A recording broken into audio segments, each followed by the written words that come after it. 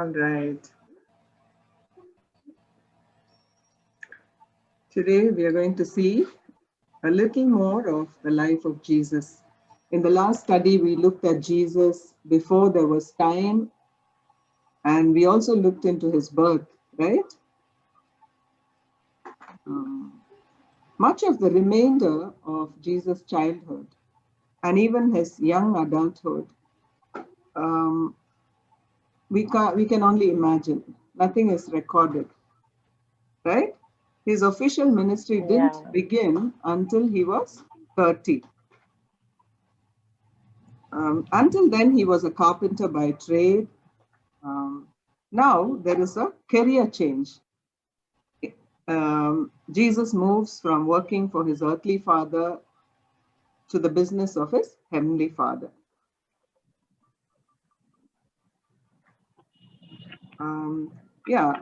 I forgot to mention, there is a little glimpse of his childhood at 12. Jesus is taken to the temple, you know that story very well. And there was a ceremony, there is a ceremony even now among the Jews, that when you turn 13, 12 to 13, then there is a, what is that called? A tradition, it's called Bar Mitzvah. Yes, Bar Mitzvah. And what it means is coming of age. So from 12 to 13, you are considered an adult. You are responsible for your action. So this is celebrated either in a synagogue or in the temple. In those days, of course, temple. And you find, you know the story where Jesus went missing. When they went back, they found that he is not part of the caravan. He went missing, so they go back and they see him. What was Jesus doing there? Asking questions and... Yes, he was, discussing the law and the prophets and everything among the learned ones. So, Mary apologizes and says, and then she asks him, why did you do this, son? Why didn't you come with us? And he answers, don't you know, Mom, that, I'm about my father's business. So even at 12, he knew why he had come to earth. That's a very important point for us to learn. Now, we know that we have a calling. Each of us has something very unique to do on this earth. We have a purpose, we have a calling. And Jesus knew at that time he had come for a purpose. So likewise, we also know there is a purpose in each of our lives. If we have that as our focus, we go about our Father's business. It may be any job. We don't know what we are called to do. It may be in, an accountant or a doctor or whatever.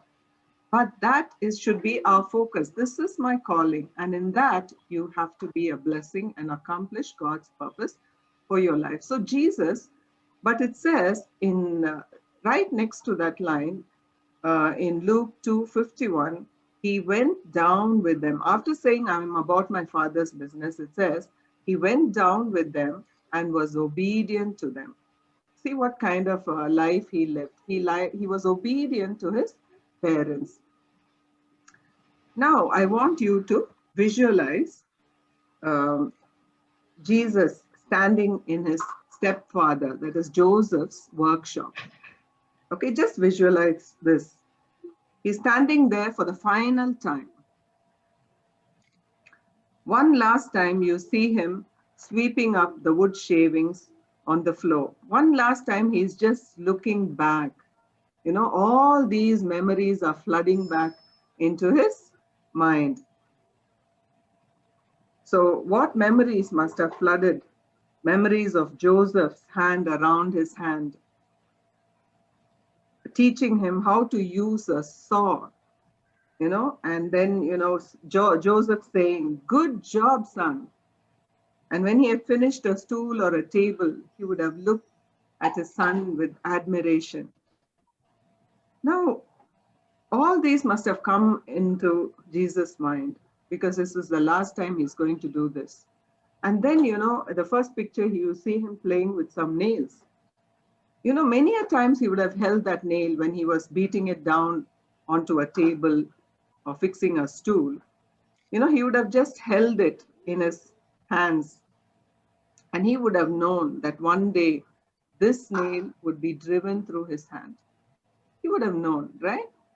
So he was standing there, and now it was time to begin a 3-year journey that will end in death, death on the cross.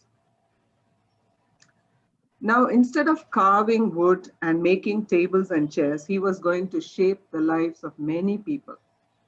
He was going to show people how to escape hell. He was going to make a way to heaven. That's what he's going to do. So now he shuts the door to the Father's shop and now walks, you know, all the way to the river Jordan. And there you see John baptizing. Throngs of people are coming to be baptized. He's baptizing them one after the other. What was he preaching? Preaching repentance. He's saying, repent and be baptized. You know, what is John actually doing? Who's John? What is he doing? Jesus' cousin. Yes? Jesus' cousin. Yeah, he's Jesus' cousin. Okay, I'll get to what he's actually doing.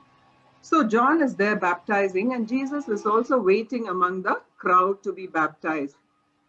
Did Jesus have to be baptized? Because the message is repent and be baptized. Did Jesus have to be Jesus baptized? could not be baptized, at least in my opinion, because he's God himself. He doesn't need baptism. He doesn't need to repent, so he doesn't need to be baptized. So yeah, because it says repent and be baptized. Repent is John's message. But Jesus says, you know, and John, when he sees Jesus, he says, I should be baptized by you. Instead, you're coming to me. And Jesus said, you know, Jesus had nothing to repent of. And Jesus says, let it be so. You baptize me now because I'm doing this, you know, to fulfill all righteousness, he says. Okay, to fulfill all righteousness, I need to be baptized. That's Jesus' reply. So if Jesus had to be baptized, so we also have to think, okay, we all need to repent. We all need to be so the important thing is to fulfill all righteousness, he says. Jesus was holy, but he was also obedient. Now, Jesus died on the cross and purchased our salvation, the Bible says, right? But not only that, he had to purchase our righteousness. In order for that to happen, he not only died, he also lived righteously. He had to submit to God's will in everything. So only if he is righteous, he becomes a blameless sacrifice. So he had to live a righteous life and then die in order to purchase our salvation. And also because of Jesus, when we believe in Jesus, it says that righteousness that God lived, that righteousness is imputed to us. So Jesus had to live a life, you know, of a righteous life. Now, you know, John the Baptist baptizes Jesus, and as soon as he came out of the water, the Holy Spirit descends on him. The Holy Spirit descends on him like a dove, it says. And you can hear the voice of the Father saying, "This is my beloved Son. In him I am well pleased." So you see the Trinity right in front of your eyes. You see God the Son, Jesus. You hear the voice of the Father, and then you see the Holy Spirit descending like a dove. You see the Trinity there. Now, Father said, "This is my beloved Son, in whom I am well pleased," he says. What did Jesus do to deserve that kind of an approval from God? You know, he hasn't taught in the synagogue. Until then, he hadn't even come. This is his first public appearance. He has not done anything. He has not preached a sermon. He has not triumphed over Satan. He did not even heal any sick. Until then, he hasn't done anything. In spite of that, God says, "This is my beloved Son in whom I am well pleased." You know, such merit.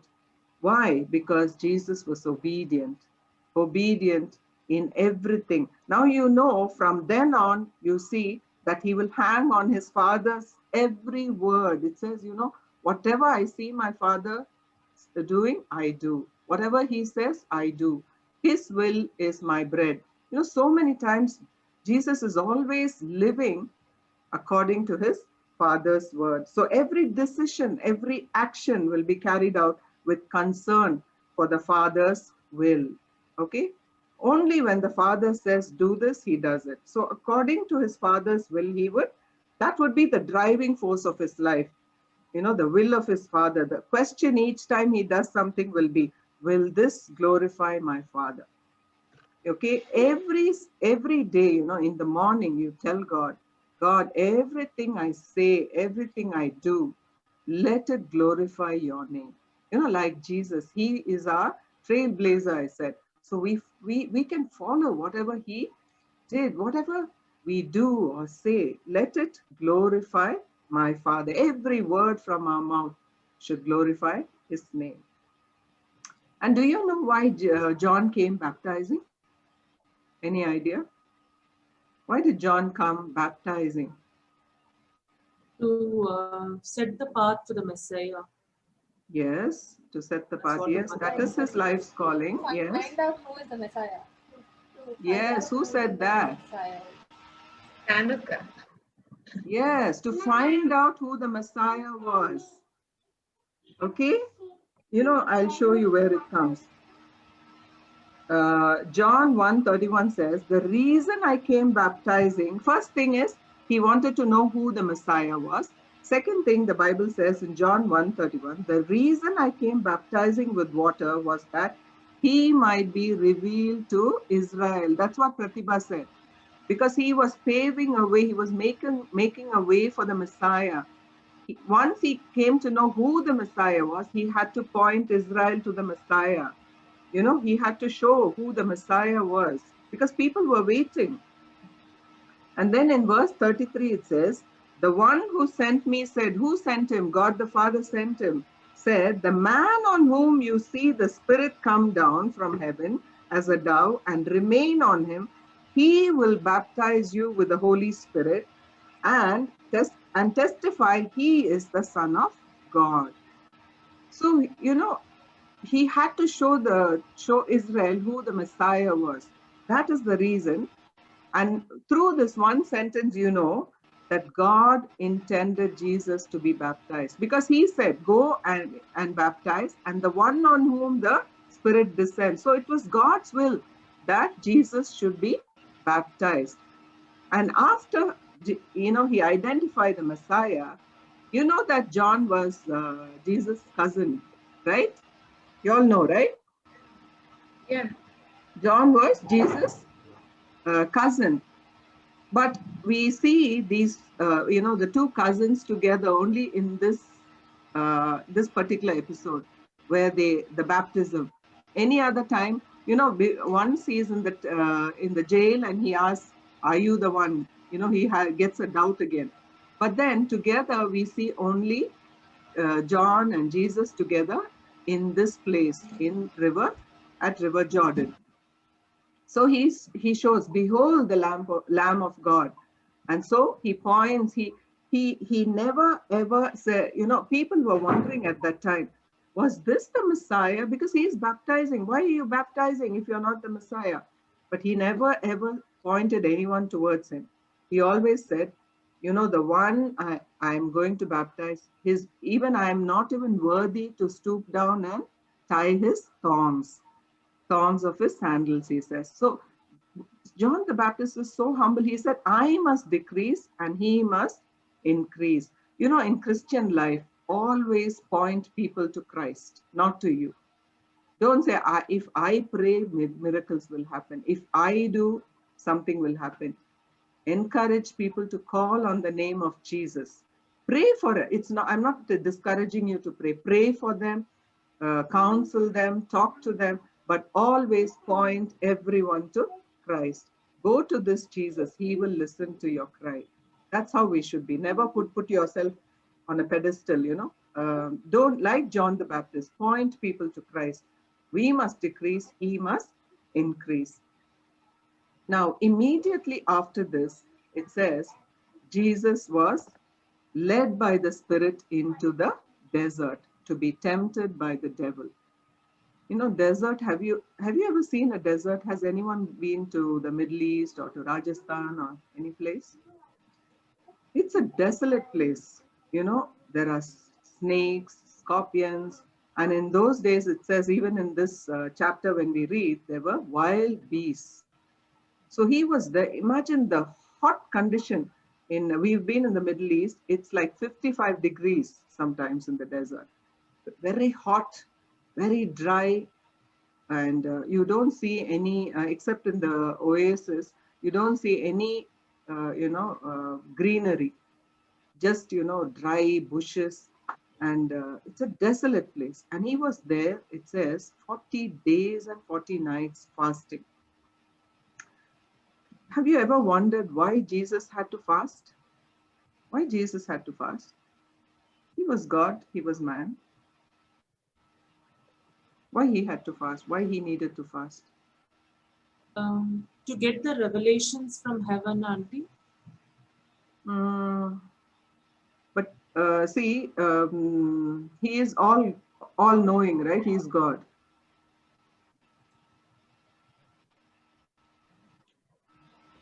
You know, as a man, he came as a man, okay? So he needed the strength to overcome. He said, you must overcome. He always commanded us, you must overcome as I overcame. Okay, so every situation he had to overcome. He needed the strength. And to show us how to overcome, he had to fast to show us.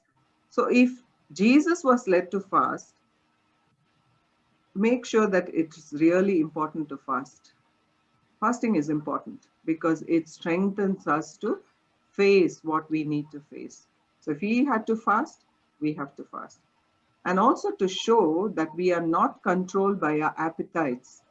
Okay, fasting, you know, brings our appetites under our control. Our body is not our master. We become the master. Food is not the master. We become masters over food. And before Jesus could preach a single sermon, before he could heal anybody, before he could call his disciples, you know, God had to prepare him. He had to fast. He had to pray. 3 years of ministries. 3 years of ministry is lying ahead of him.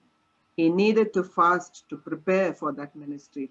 That ministry changed the world upside down. 3 years of ministry changed the world upside down. So for all that, he needed to fast.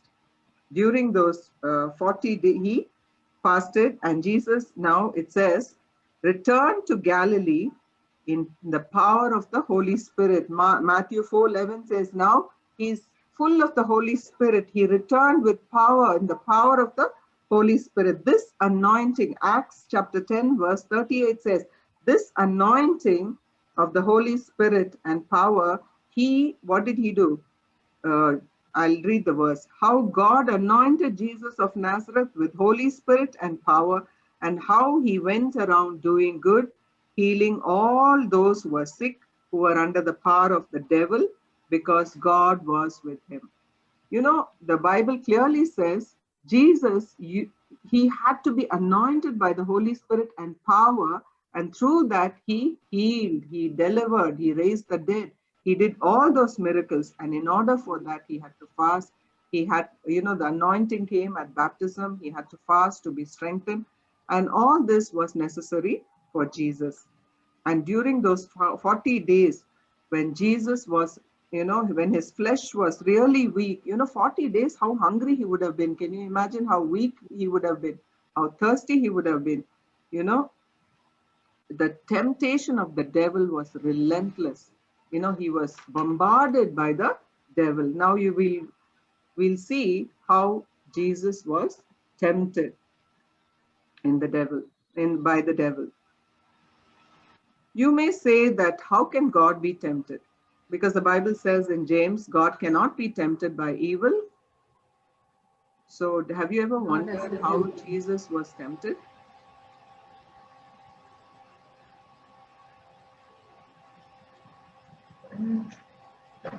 Because he was also man. Yes, He is he was 100% also God and 100% man. man. Yes. Otherwise, when during judgment, you'll happily say, "Oh, Jesus, you don't know what it is to be tempted," right? That's why Yeah. God the Father has put Jesus as the judge. God the Father is not going to sit at the judgment seat. Jesus is going to be the judge. So you can't turn around and say, "You don't know what it is." He had to be tempted in every way, the Bible says. He was tempted in every way, yet without sin. So Jesus had to be tempted in every way as we are tempted, okay? But he did not yield. That's the difference. He did not yield to temptation. You know, there are two sides to a coin. There is a tempter and there is a temptee. Unless, you know, the temptee cooperates, you know, the temptation will not happen. You have to fall for it. Only then you fall for the temptation. So now I'm going to ask you, how many of you have been tempted? Put your hands up. I'm glad. Okay, including me. I'll also raise my hand. How many of you have been tempted and resisted? How many of you have been tempted and, you know, every day we are tempted. Every temptation, are you going to say yes to it or do you resist it? There are times we resist, right? So that's how it happened. Jesus resisted the temptation. He made the right choice. So it says he himself was tempted in every way, but that is why he is able to aid those who are tempted. That means he knows our weakness, he knows that we are tempted, and he too has been tempted. That is why he comes to our aid. See, there is a very important point there. So when you are tempted, who should we call? He says there is an aid. He is going to help us. Jesus is going to aid us in our temptation, it says. Okay, because he knows what it is. He has walked in your shoes, so to speak. So you can't say, you know, oh, he doesn't understand. Nobody goes through like me. My temptation is the worst. It's so intense. You can't give those, you know, to Jesus because he says, I'm going to help you. Because we are in a fall, we have this fallen nature in us and we live in a fallen world. It's full of temptation, especially your generation. You know, no other generation has faced so much of temptation because at the you know tap of your finger there is temptation in your phone, there is temptation in your computer, there is temptation all around you. So you know the onslaught of the devil is so intense these days. But he said he will not allow us to be tempted beyond our ability to resist. And when you are tempted, he shows us a way of escape. So there is always, you must be on the lookout for that escape route. Okay, what do I do? Okay, I am not going to touch this phone. Okay, I'm getting tempted. I'm putting that phone, switch it off, go to sleep or read the Bible or do something, sing, do something. There is an escape route that God has given. So look out for that escape route. Now, the temptation of Jesus, I'll come back to this. Now, I'll show you the difference between the temptation of Adam and Eve and the temptation of Jesus. The circumstances in which the temptation happened, okay? Now, Adam was in the garden. The second Adam, it says, the last Adam is Jesus. Okay, so we'll see the temptation of both the Adams. The first Adam was in a lush garden. He had company. and they were full of fruit trees. His belly was full. And the second Adam, he was fasting. He was in a desolate place, solitary, no human companionship. And here God was, walking with them, talking to them. But see, the point of temptation was exactly the same. Satan came to Adam with a question. What was the question? What was the question? Tell me. What was Satan's question? Did God really say? Yes, did God say that if you eat the fruit of the tree, you will die? Okay? Did God say that? God did say, God said, if you eat this fruit, you will die. Did God say? Okay? And to Jesus, what was the question? What was the question he put to Jesus?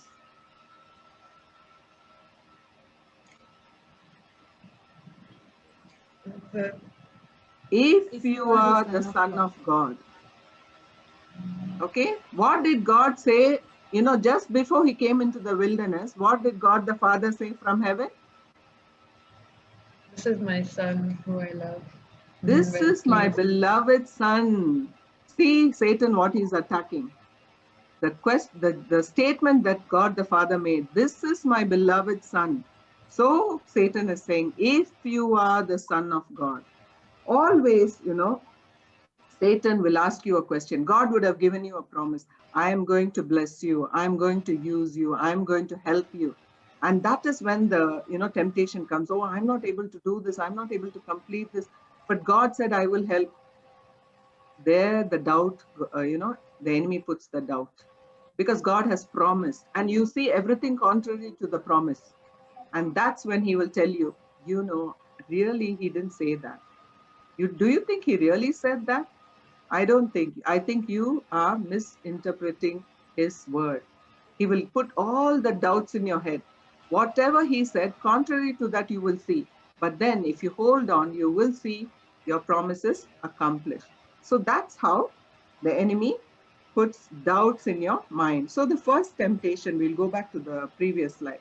The first temptation is he's so hungry. The end of 40 days, he was hungry, and the enemy tells him, if you are the Son of God, turn this stone into bread, he says. And then Jesus says, how did he combat the devil? He never said, hey, devil, get out of here. He didn't say anything like that. Don't use your own words, okay? Only use the word of God, because that, it says, is the sword of the Spirit. Whenever you want to speak to the devil, speak only the word of God, not your own words. So he says, it is written, man shall not live by bread alone, but every word that proceeds from the mouth of God. Then the devil takes him to the pinnacle of the temple, and he says, if you are the Son of God, jump, because it says he will give his angels charge over you. And God, what does God say? It is also written that you shall not put the Lord your God to the test. Now again, he takes him to a high mountain and he shows Jesus the kingdoms of the world. And he says, if you are the Son of God, come and worship me. I will give you all this kingdom. Just do one thing, worship me. And Jesus says, get thee behind me, Satan. It is also written, worship the Lord your God and him only. What was God's plan for Jesus? What was God's plan for Jesus? I mean, regarding the third temptation, I'm asking. See, God, Adam lost everything that God gave him.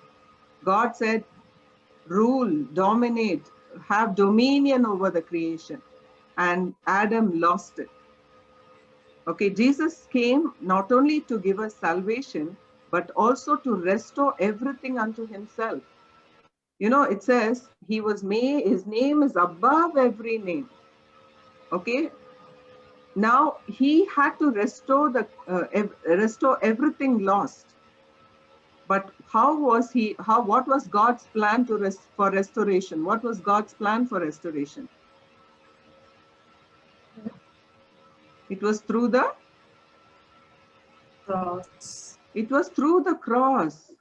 You know, Satan always gives us shortcuts.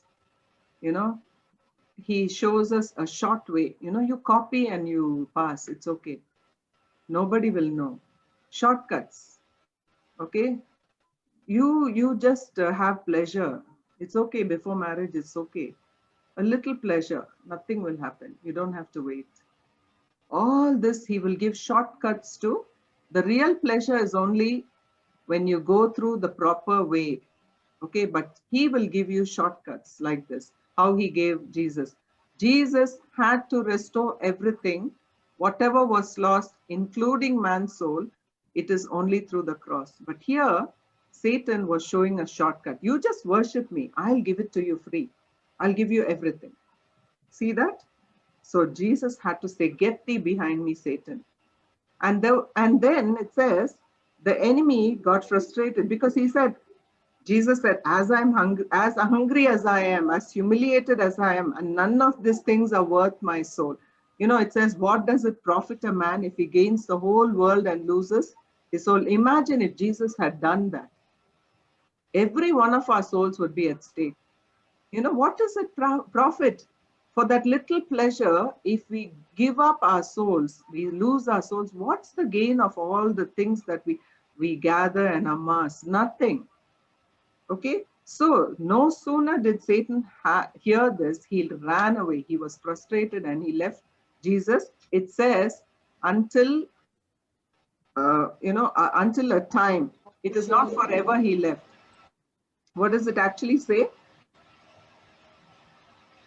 He Until left the for a season, it says. opportune time. Optimum time. Yeah. He left him for a season. One more time, you know, Satan comes in the form of somebody and says, don't go to the cross. Can you guess? One more time, he says, don't go to the cross.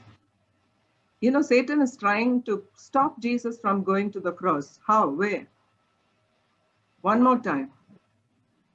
Through I know. Through Peter. Through Peter. Oh. Very good. See, Peter is like, you know, he's saying, you are the Son of God.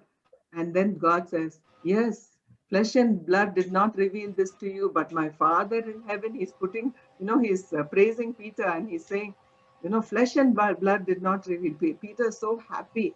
And then Jesus says, I am going to the cross, you know. And then, no, he's, you know, it says Peter took him aside and he's rebuking him. Can you imagine Peter doing that? Rebuking him. No, you cannot go to the cross. Then Jesus said, get thee behind me, Satan, for you do not have the things of God. Okay. So there also through people also he can tempt us. There is the second time we see Jesus being tempted. Now, what do we learn from all this? Okay, mainly as young people, how to overcome temptation. Don't let your guard down. Be always vigilant because the enemy is prowling, whom to devour. So you know, he knows when you're vulnerable, what time, when. Okay, when you're weak, he will come at that time. So always be vigilant. Second thing is like how Jesus resisted and how many times we too have resisted. Resist the devil and he will flee from you. And also never combat him with your own words. Use the word of God. It is the sword of the Spirit. If in order for that, you need to know the word of God well. So you need to read the Bible. Unless you know what is in the word, how will you even speak? Jesus knew all these words. Okay, he himself is the word. So how much more we need to have the word of God in our mouth. You know, when he says, when some temptation comes, immediately you should know what to say. All right? And you should know how to resist him. Then look, I told you, for the way of escape that is promised, that God has promised to provide you. And the last, I already told you when I was teaching Joseph's story, flee.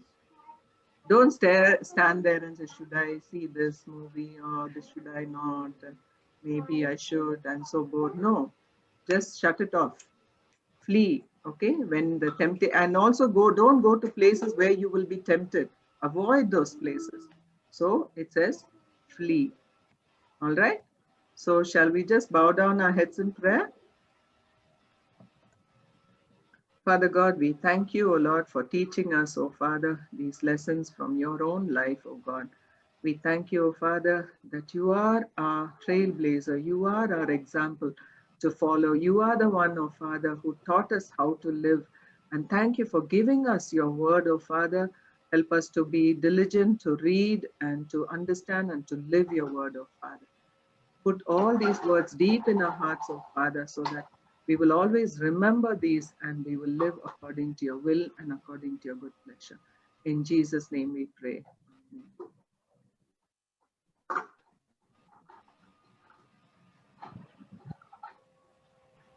Okay, any questions? And yeah, I have one, auntie. Tell me. Okay, you showed a comparison between the first Adam and the last Adam, auntie. Yes. I had this thought. It's not like a very like contemplating topic, but I had this thought: was God too harsh on Adam when he got tempted? Because when Jesus got tempted, he actually quoted the verse from the word, which is already written. Yes. But Adam didn't know the word, right? Adam was just the first man on earth. So was God too harsh on Adam for what he did? And plus, through Adam, actually, God would have known how the Satan actually tempts a person, right? Like Yes. Jesus would have known, like this is how he does. Satan knows your weak point, and this is how he quotes what the God has actually said, and he quotes it a way to tempt you. So I was just thinking, was like God too harsh on Adam, or no? God was very what is your merciful. take? Yeah, I'll tell you. Yes, Adam disobeyed, right? Adam disobeyed, and Yes, sir. see, as parents, your parents tell, don't go to this place, don't go to that place. All right. And what do they expect? They expect you to obey. Adam was given everything. There was nothing lacking in that place. Everything was there for him. All right. But God expected only one thing from Adam, not to go and eat from that fruit, from that tree, right? And God expected obedience from Adam. Okay, but he disobeyed, and he had, see, if God actually was merciful, because you see that when they were hiding, God went seeking after Adam. He didn't immediately throw him out. Immediately he didn't. He went, he knew Adam had sinned, he had fallen, he knew everything, but he went looking for him. He went looking for him, he found him, and then you saw them covering themselves with fig trees. That is like false righteousness. Like we cover ourselves, we always cover up ourselves. So they were covering. And what did God do? He immediately sacrificed a lamb, an animal, and he clothed them. And of course, sin has consequences. Then that's God already said, if you do this, you will die. So they were like spiritually, they died. There was a spiritual death that happened. But God didn't forsake them. He was with them throughout. Of course, he chased them out of the garden. But then you see that throughout the history of man, God is with them. He didn't forsake them. He's with them. And also in the beginning itself, he says, your seed will crush the head of the devil. See, there was a plan. There was a plan B. If Adam fell, it says Jesus was slain before the foundation of the world, which means if Adam failed, Jesus said, I will go and I will redeem mankind. He didn't just abandon us like that. The plan of salvation was in place, and at the right time Jesus came to redeem us. And we are so lucky, because we are so blessed, because we belong to this generation of grace. So God did not forsake Adam like that. Of course, he punished. Sin has to be punished. Okay, but glad that we are in a place where we are not taking the punishment. Jesus bore our punishment. All right. So we are not treated as our sin deserves. Of course, we will face consequences, but we are redeemed, and in spite of our sin, when we repent and we turn to God, he forgives and gives us heaven. What more do we want? And he never forsook Adam. He only punished Adam, and we are all still facing that, right? We have to work. The same things what Adam faced, we are also facing.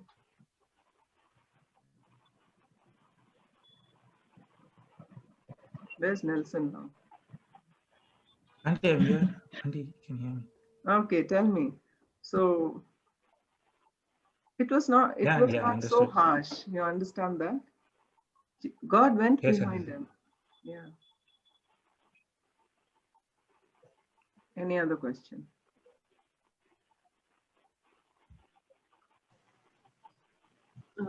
Auntie, I always thought the forbidden fruit represented something. It's not just the fruit, metaphorically maybe, but I never. What is your take on that, Auntie? No, the forbidden fruit that the Lord had. No. Nothing is metaphorical. Everything happened as it is written in the Bible. If you take metaphorically, then every other story you can take like that. That is very dangerous. The story is fine. The story is, yes, I understood it happened for real. But since we know that all the symbols and colors, signs represent different biblical interpretation or kind of something, I read about it. So I was wondering what the forbidden fruit actually meant. The fruit was the fruit of good and the knowledge of good and evil, right? It was a fruit. From there, only the knowledge that we have comes. Everything, the knowledge in the world is from that tree only, because it's taken from, the Adam bit into it. And that knowledge only we all have, the knowledge of good and evil. They were so innocent like a child, but now we have everything. The innocence is gone. So, okay. Yeah. Oh, I thought because he sinned, he got the knowledge of good and evil like that, not because of the fruit. It was not meant to be given to us, but because he ate it, now we have the knowledge of good and evil. We have everything. And only after eating the fruit, he went and covered himself with leaves. Before that, he was naked. Yes. Yeah. They must have been like a child, very innocent of evil. Okay, then evil entered into the world through all this. That's why we see the heart of the devil everywhere, rape, all the evil that's happening, corruption, everything is from that. God did not want all that for us.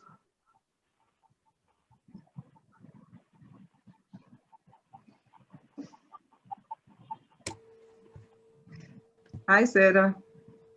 I just see Sarah now. Hi, Sarah. Sarah joined in?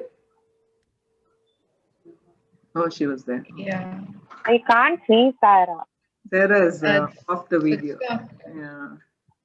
Oh, okay. Hi, Sarah. All right. Any more questions? If not, any prayer requests? Auntie, if you want, you can take the picture now, Auntie. Okay, I'll tell Anita to take.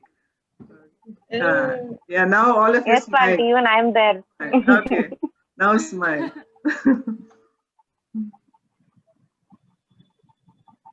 Done. Okay. Have a new picture today. Okay. Okay, any prayer requests? Okay.